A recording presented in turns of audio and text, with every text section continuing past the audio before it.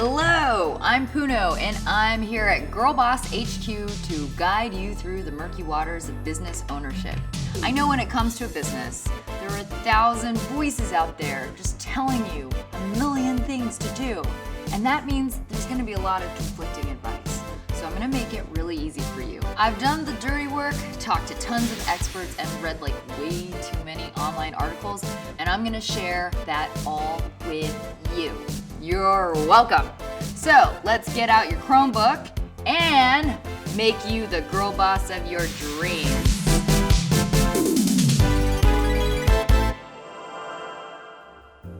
Now that you've done all the hard work to get your business up and running, you're gonna want to tell the whole world about it. That can sometimes be terrifying. That's because most people struggle with self-promotion, but guess what? You built a business. That's pretty cool. The next step is constantly increasing your client base so your business stays relevant and successful. And that means it's time to spread the word. First, I'll teach you what a press release is and why you need them in your life. Then we'll talk about who to send your press releases to and how to tailor your work to them.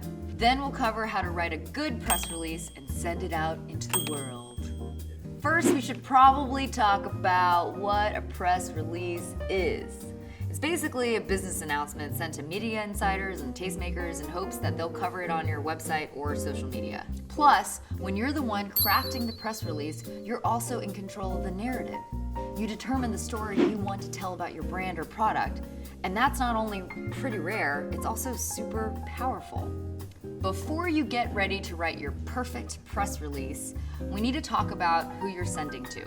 Journalists, editors, bloggers, and social media influencers get tons of press releases every day. So it's critical that you craft each press release with the recipient in mind. To find the people who are most likely going to write about you, look for the folks who are writing about things that are like your business or who are in the general vicinity of your business. When you find these writers, editors, and influencers, it's good to keep all of your research and notes in one place.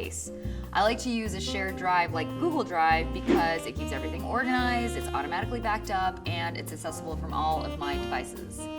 So to do that, let's first go to the drive and click on New in the upper left-hand corner. Then choose Folder on the drop-down menu and name your folder something like Publicity. Inside this folder, keep every doc and spreadsheet relevant to your company's PR, like lists of media contacts, press clippings, and your press releases. Go back to Publicity you made and hit New, then click on Google Doc, and bam! You have another new document in front of you. You can name it whatever you want.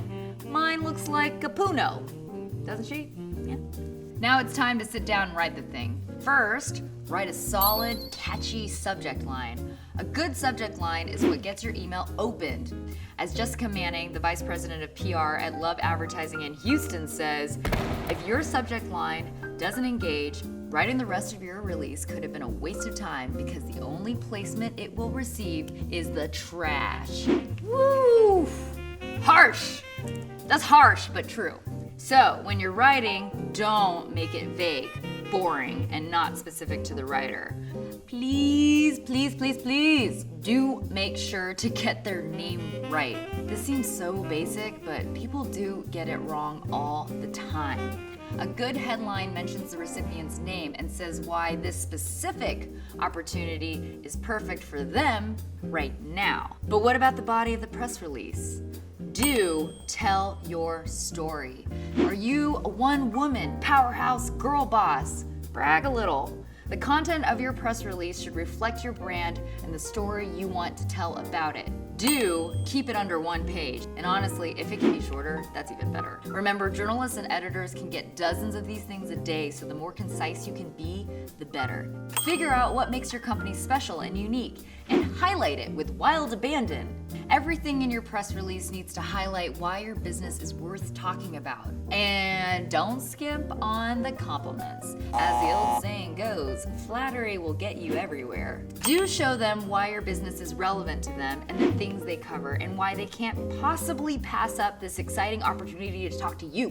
Don't forget to do a grammar and spelling check. A sloppy press release makes your company look like amateur hour and you're anything but. No pressure, but make it perfect. And finally, do make sure your contact info is on there. You wrote an amazing press release, so don't mess up by missing the small stuff. Also, linking out to the website of the company is always a good idea for people who want to learn more. After that, off it goes into the world.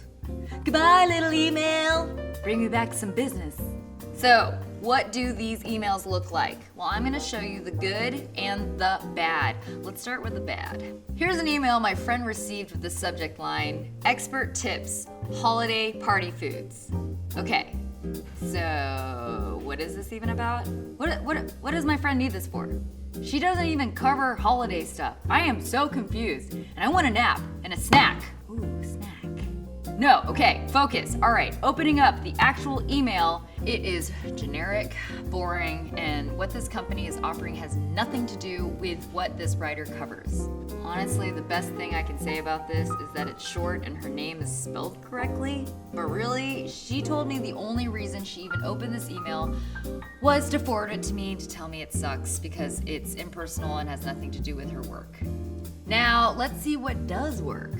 This email got my friend's attention because 1, her name is in the subject line, and 2, it's kind of funny, and 3, it's also relevant because she does cover junk food. All right, opening up the email, I noticed a couple of things this PR person did right. First, she showed familiarity with what my friend writes about, and the compliments definitely don't hurt. And second, the PR person is introducing my friend to a product she hadn't heard of before and telling her why it's right up her alley, and it is. So my friend responded, and this woman got coverage.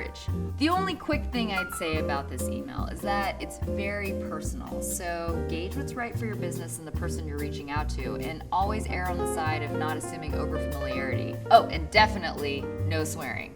After you send off your perfect email, don't be discouraged if you don't get a response right away. Most people are inundated, and so the final tip is follow up. About a week after your first email, send a friendly, just checking in, accompanied by an additional piece of interesting information. And then maybe another week after that, if you don't hear back by then, it's probably time to move on. But don't get too down about it. You'll find the right people to showcase your business, and when you do, it'll be worth all your hard work.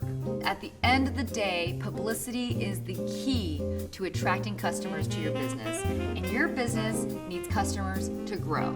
So spend the time and get your press releases right.